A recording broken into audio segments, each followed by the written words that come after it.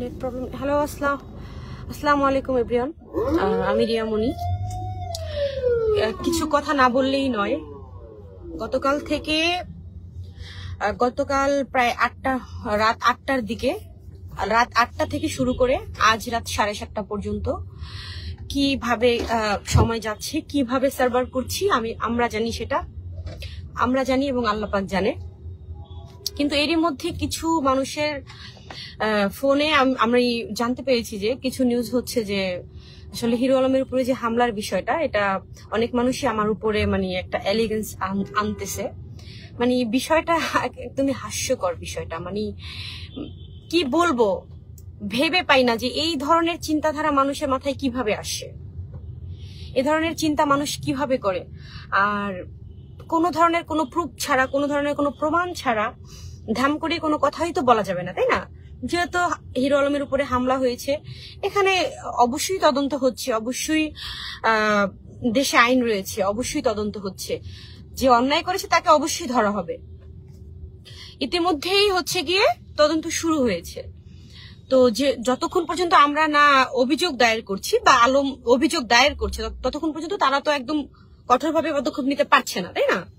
তো এখন কথা হচ্ছে যে কিছু মেয়ে আছে, দেখবেন এই মেয়েরা শুধুই মানে ধর্ষণ শব্দটাকে কি মনে করে এরা, আমি জানি না। ধর্ষণ শব্দটা একটা মেয়ের জন্য খুবই একটা জঘন্য একটা শব্দ। একটা মেয়ের হচ্ছে মানে একটা পৃথিবী নষ্ট হয়ে যায় একটা মেয়ের ধর্ষণের বিষয়টায়। তো কিছু মেয়ে দেখবেন ইচ্ছাকৃতভাবে জিনা করে, জিনায় লিপ্ত হয়ে তারপরে এসে কি করে, ধর্ষণ মামলা করে। সেই ধর্ষণ মামলা করেও কিছু মেয়ে এসে আমাকে নিয়ে কথা বলে। What is this? তুমি ধর্ষণ মামলার বাদী, তুমি নিজের দিকে তাকাও। তুমিও তো হামলা করাইতে পারো। তুমি রিয়ামণির দিকে আঙুল তোলো, তোমার এত সাহস কিভাবে হয়? তুমি তো বাদী, তোমার আসামি। তুমি হিরো আলমকে হচ্ছে গিয়ে ধর্ষণ মামলার আসামি করেছো।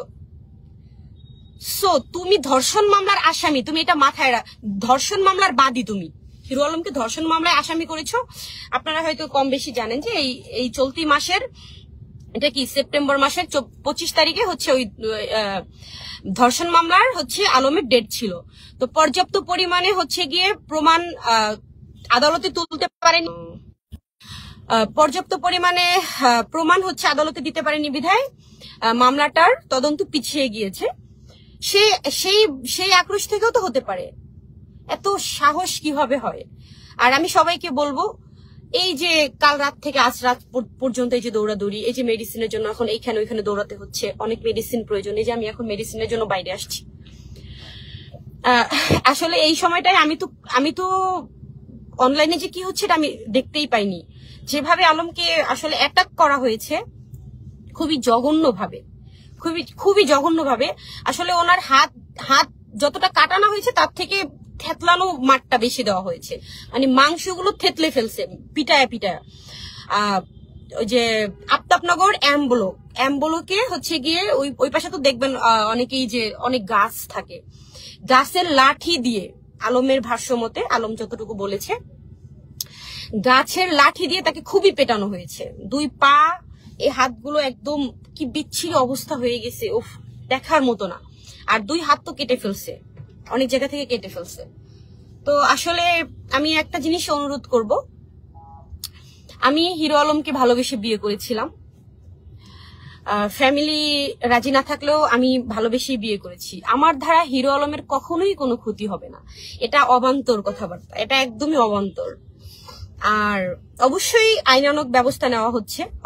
অবশ্যই আলম সুস্থ হলে তার নিজের মুখে এসে বলবে ঘটনার বিস্তারিত, ইনশাল্লাহ। এর আগে আশা করি না কেউ হচ্ছে উল্টাপাল্টা কথায় কান দিবেন, উল্টাপাল্টা কথা বিশ্বাস করবেন। তো সবাই দোয়া রাখবেন। আল্লাহ হাফেজ।